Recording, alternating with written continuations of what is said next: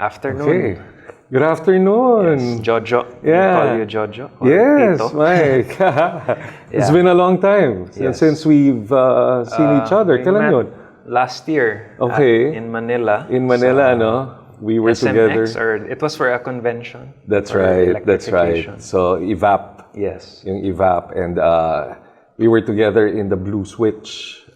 Yes, for Nissan. For Nissan. Yeah. Oo. So, yeah. And I was amazed to meet a very young guy who's into the industry and one of the biggest in the Philippines. I was the one representing for our Nissan dealer group, Yeah. Nissan Gateway that time, since we're the pioneer EV dealer group. So we're paving the way for electrification also, because we realize it's inevitable that we're headed in that direction. So we want to set it up as early as now.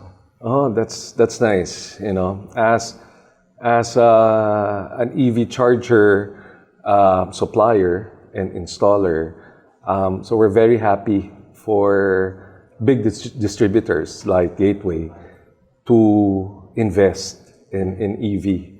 You know, so the more EVs that you sell, the more chargers that we sell, and it's also good that more customers are experiencing EV. Though maliit pa. Yeah, it's still actually, It's honestly less than 5% pa lang ang That's EV right. share. So there's still some issues like range anxiety. Yun. There's some apprehension. Yeah. And there's some confusion also with the different types of chargers, which, Correct. which adds to more Complexities. yes. On the, So the market is a bit wary of Correct. fully embracing electrification. But slowly, we're getting there. And that's where we should be. No, we should start. We should be the initiator. You know, you're in the EV distributorship, kami naman sa charger. Usually kasi, di ba, parang chicken and egg to eh. Yes. Ano bang mauuna? EV or the infrastructure or the chargers, di ba? And I believe either way can start, di ba? Siguro mas maganda just to take out the anxiety of yung mga, you know, ang mga ngayon motorists and hopefully EV owners in the future, we set up the infrastructure, di ba? But I believe, and other distributors, just like you, they package it eh. Diba? Once they buy an EV, kasama na, yung iba, no? Yung May kasama take-home naman, charger. May take-home charger. Ito yung mga home charger. For which is, some of our outlets, we also did set up mga fast charging. Correct. So, very convenient for our clients. Oo. So, andun na yung mga infrastructure, unti-unti. But once you have a home charger, an AC charger, na 7 kilowatts, single phase, I think that's enough. Usually naman, an EV is like a cell phone, a mobile phone. No? You charge at night, in the morning, full charge na yun. And usually, ang mga EVs ngayon has a range of between 300 to 400 kilometers. So, and usage natin, kung ginagamit lang natin mga sasakyan going to... On average, daily. Correct. Siguro. Mga 30 kilometers, siguro. Even malaya less. na yan, no? Well, for Cebu, much less. Pero Much lesser Manila, pa. Slightly higher. That's right. So, once you have an EV at home, kaya na, no? Within Cebu. Even if you go, ano ba pinakamalayo dito? Malapascua? Yeah. So, mga ilan yun? Resort. Mga 150 kilometers? Yes, around 100. Makakabalik ka pa. Diba? Round trip na yun. Round trip na yun. Kaya pa. Oo. So, kayang-kaya. I think, no? Having an EV in Cebu, kayang-kaya. Yes. Just have a charger at home. And maganda rin ngayon, some of the malls have the chargers already. Like SM, no? May setup sila. Oo. Robinsons. Yes.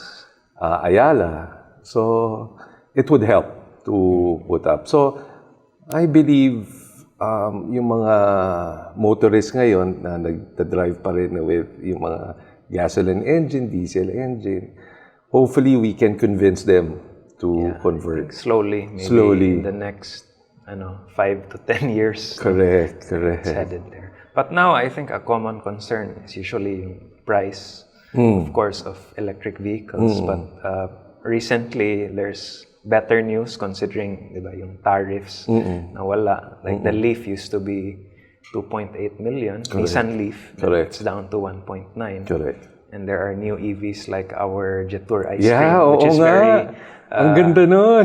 favorable in terms of pricing. 699K lang. So, price positioning is better. Even with chargers, di ba? Yes. I think nag-decrease Yes, yung price. nagiging very competitive na. So, yeah, and I'm excited na maraming mga new brands, no? New models are coming in, no? From China, from Korea, and hopefully the future from Japan. Most of the players now, most are from China. Correct. Like MG, Jetour. Correct.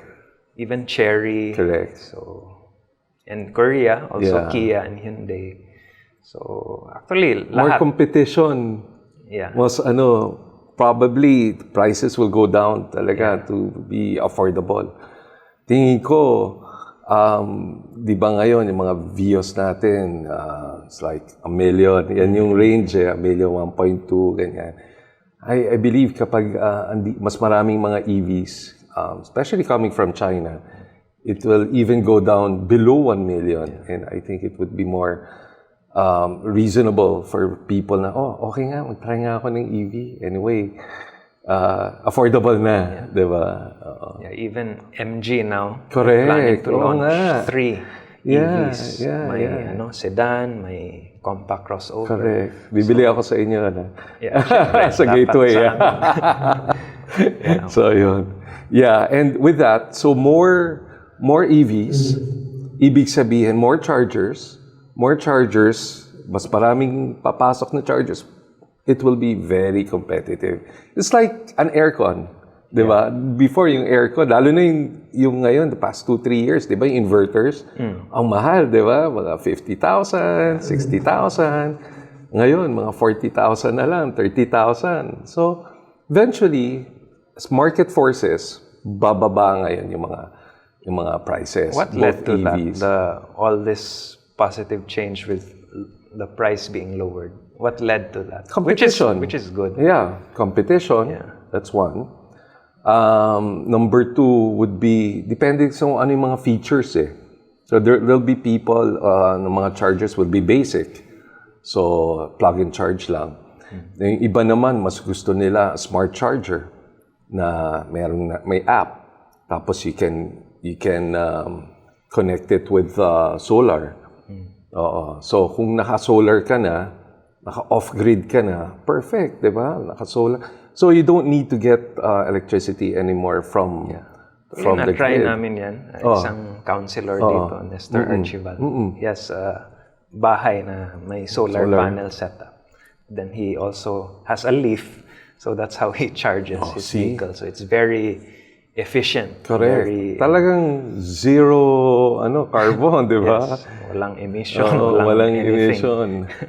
So, and hopefully, once we do that, people contributing to lower yung carbon usage. CO2, diba? Yung CO2. Siyempre, for environment, yung pollution. And climate change. Di ba? This past few days, ulan ng ulan sa Cebu, bumaha, di ba? The flood has been crazy. Yeah. First time na isang mall dito, like, yung parking lot, parang resort na. Ayun na nga. It has gotten this bad. It used to be bad, but it's really much worse now. Given, parang 2 hours lang yung ulan. Pero lakas, no? So, kaya nga, yung mga flash floods. So, I believe, because the reason for that, may mga ganyan tayo, is because of yung, before, we were using diesel, we were using gasoline, and hopefully, once people convert to electric, hopefully mag-change, mag-reduce itong, or we don't contribute anymore to worsen the climate change. Diba? Yeah. Also, yung drainage system actually, especially Cebu, it has to be addressed. Yeah. Hopefully, the government really does something. Yeah. I believe so. It's been happening in Manila, nagkakaroon ng flash floods. Pero mabilis rin mag-subside. And because the government has already invested sa mga new drainage during Duterte's time, and now with BBM continuing in Duterte's program. So, na-continue yung program. Yes. So yun. There's a lot of focus on electrification, Correct. all these initiatives. So the government generally is supportive yes. with this path. And hopefully they can provide more incentives. In Manila, di ba, ngayon, if you own an EV, wala ka ng coding. Yeah, hindi kasama. Exempted ka, di ba? That's one. Number two, priority ka sa registration, di ba? Tapos you have a special plate pa. So, pero ano pang incentives? Yeah. Well, coding exemption. Yeah. Priority. Correct. What else? Well, libreng parking. Di naman libreng parking, libre charging sa mga malls. Thank you sa SM, sa Robinson, sa Ayala, and the rest of that so provides. So all these major malls. Yeah, free charging. Free charging. Yeah, bayad ka lang ng parking, di ba? SM, we actually had an event sa seaside. Correct. Even in MOA, there was some initiative, and I was able to attend a few. So it's amazing na we're really here on this path.